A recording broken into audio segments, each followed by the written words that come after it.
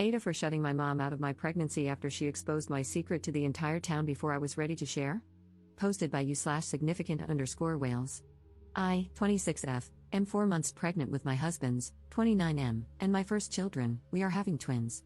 We are both incredibly excited, but it is quite a high-risk pregnancy, so I have been taking it easy, and we are trying to keep the information to ourselves until we know that I, and the babies, are out of the woods. When I found out I was pregnant, I put together a little gift box to surprise my husband with the news. I included silly little things like a world's best dad mug, a baby onesie, and a baby book to track all the firsts. At the time, I didn't know I was having twins, so there was just one of everything in the box. The plan was to give my husband the box when he arrived home from work and tell him we were expecting. Everything went off without a hitch, and my husband was beside himself. We had been trying for a while, so it was an incredibly exciting moment. The next day, my mom, 52F, was visiting and snooped in my husband's home office under the guise of going to the bathroom while I was making lunch. She saw the box and all its contents, then came flying out of the office like a bat out of hell, insisting my husband was having an affair baby because he had a secret dad box. At first, I was so confused, but I eventually cleared it up and explained that I had made the box because my husband and I were expecting. My mom was ecstatic and immediately tried to call her best friend to share the news. I told her I wanted to wait until I was at least 3 months along before we started telling people and asked her to please keep the information to herself. Reddit, when I tell you that the whole community knows, it's because my mom told everyone, with a caveat that they also keep the secret. It's like middle school, and it's driving me crazy.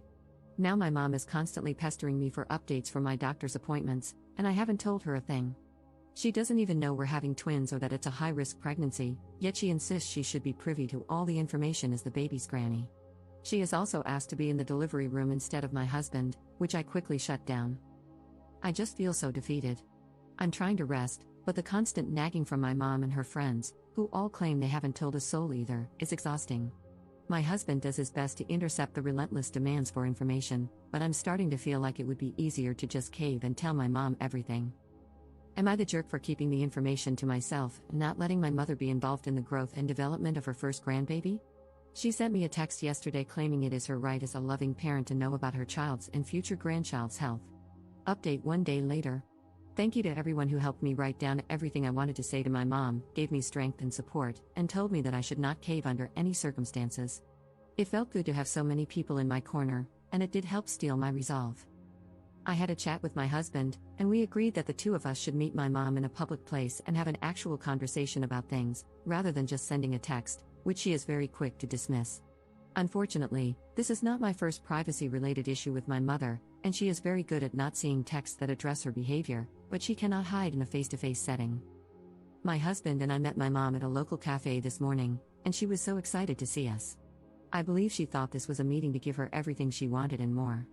She started by saying that she and her friends had been planning a baby shower and would like to know the gender, which was actually the perfect segue into my pre-planned speech. It was quite long and emotional, but the main points were, I love you and am really glad that you are so excited to be a granny, but I feel that you robbed husband and me of the chance to announce the pregnancy ourselves. I felt that it was inconsiderate to specifically go against what I had asked you, regardless of whether or not you think it was harmless. I felt that you crossed a line by A, snooping in my husband's office, and B, making totally unfounded accusations of infidelity. Your actions have directly caused stress for me, and by extension, the baby. She is still unaware of the fact that I am having twins. We have had to have discussions about husband and me being entitled to our own privacy before. You have claimed that you will change, but we are now having the discussion again. So, until you can prove that you are trustworthy, we will not be sharing any news about the pregnancy or our lives as a whole. To say that my mom was unhappy would be an understatement, but she did not have much to say in defense of herself. Her main, and pretty much only, point was that she had shared the news because she was proud of me. She said that she meant no harm and could not understand why I was being so spiteful when her biggest crime was being excited to be a granny. In a bit of a dig at my husband, she claimed that I had never been like this until I met him and that he had changed me for the worse. My husband simply said, well, aren't people supposed to change as they get older? Unfortunately, there really was no resolution, so husband and I left after saying what we had gone to say. We have also invested in some cameras to put up around the house and will be changing the locks, as she has a key. After running some errands in town, my husband and I arrived home about an hour ago, hence why I am writing the update now, and found a note taped to the front door. It was from my mom, saying that she had put a curse on this house and on our marriage and would only remove it once we saw reason and allowed her to exercise her rights as a grandparent. While my mom has always had a strong belief in magic and dark magic, this is the first time she has ever done something like this to me. I don't believe in this stuff, no offense to anyone who does, but I did a thorough search of the house afterward and found a bundle of twigs, hair, and herbs under my and my husband's bed.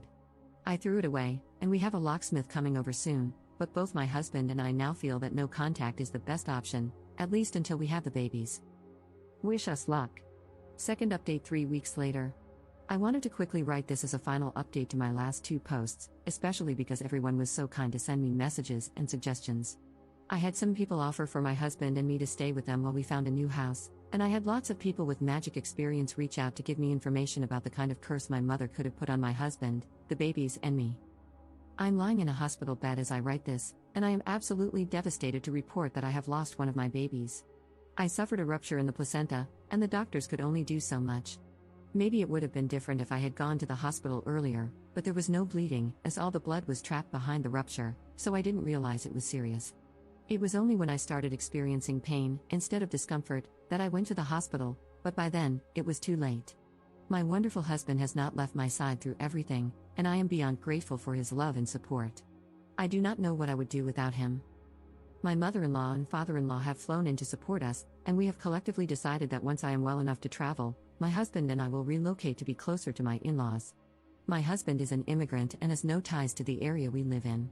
My only tie was my mom, and I will get to her in a second, but I am ready to go somewhere safe and loving. While I lie here typing this, my mother-in-law is on the phone with an immigration agent to make sure that there are no visa requirements for me to relocate permanently. As for my mother, she suffered a heart attack about a week ago on my front lawn. Since the cursing incident, she had been over at our house, but not let in, at least 3 times a week, begging for forgiveness. I say forgiveness because she did not specify any incident, and she never said the words "I am sorry." She would just yell that she had been a bad mom and that I had deserved better. It drove me absolutely bonkers to have her yelling on our front lawn about how much she loved her baby and realize she wasn't always a perfect role model because it felt like a guilt trip more than anything else.